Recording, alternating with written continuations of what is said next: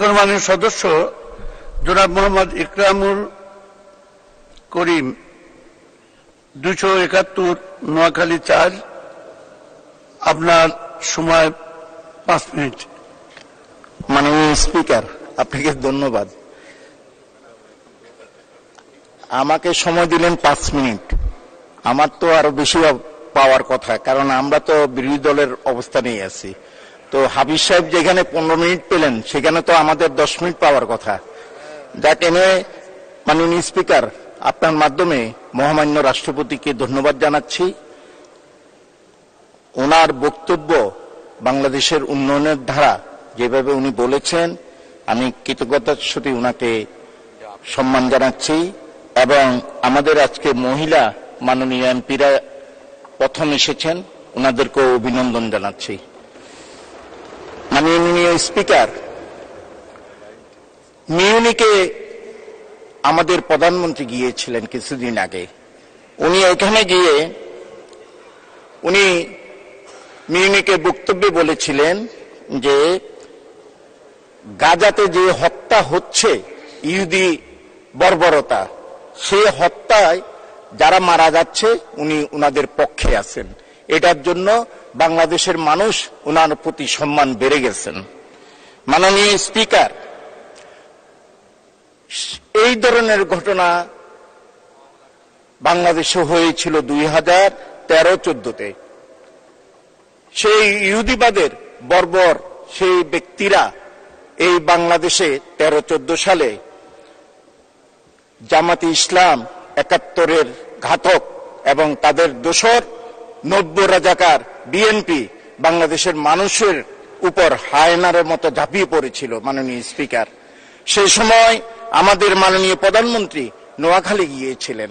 উনি লাখো লাখো মানুষের সামনে উনি বক্তব্য রেখে নোয়াখালী সুবর্ণচরকে স্পেশাল ইকোনমিক জোন করা ঘোষণা করেছিলেন। মাননীয় স্পিকার, আমরা গরিব এলাকার লোক, আমাদের চাওয়া পাওয়া খুব একটা বেশি না। উনা আসার আগে তত্ত্বাবধায়ক সরকার অত্যন্ত গুরুত্বের সাথে তৎপরতা চালিয়েছিল নোয়াখালীর সোনাপুর থেকে হাতিয়ার চেয়ারম্যান ঘাট পর্যন্ত একটি রেল লাইন গরিব মানুষের জন্য করার জন্য প্রতিশ্রুতি দিয়েছিলেন। এবং আমাদের সরকার মাননীয় প্রধানমন্ত্রী যখন প্রধানমন্ত্রী হয়েছেন, উনি থাকা অবস্থায় মোহন কামাল ভাই লক্ষ্মীপুরের কৃতি সন্তান, উনি বিমানমন্ত্রী ছিলেন। উনি খুব তৎপর ছিলেন এবং উনি তখন নোয়াখালীতে একটি বিমানবন্দর করার জন্য এবং এই সরকারের খুব চেষ্টা ছিল, হয়নি কোনো কারণবশত।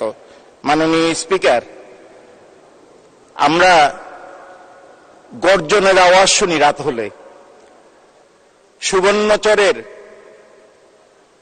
চরট্রাক মোহাম্মদপুর শত শত কিলোমিটার বিলীন হয়ে যাচ্ছে। গতকালকে আমি পানি মন্ত্রীর সাথে কথা বলেছিলাম। পানি মন্ত্রী কার্যকরতা উনি কার্যক্রম চালিয়েছিলেন। আজকে সকালে ওনার এক্সির আমাকে ফোন করেছিলেন। তো আমি পানি মন্ত্রীর কাছে আশাবাদী, উনি সাথে সাথে উনি তৎপর হয়েছে। এই জন্য নোয়াখালীবাসীর পক্ষ থেকে ধন্যবাদ জানাচ্ছি। খুবই বাঙ্গন হচ্ছে। আমি মাননীয় মন্ত্রী মহোদয়কে আবার বলবো, আপনি একটু দেখুন। আমাদের ছোট্ট একটা আশা,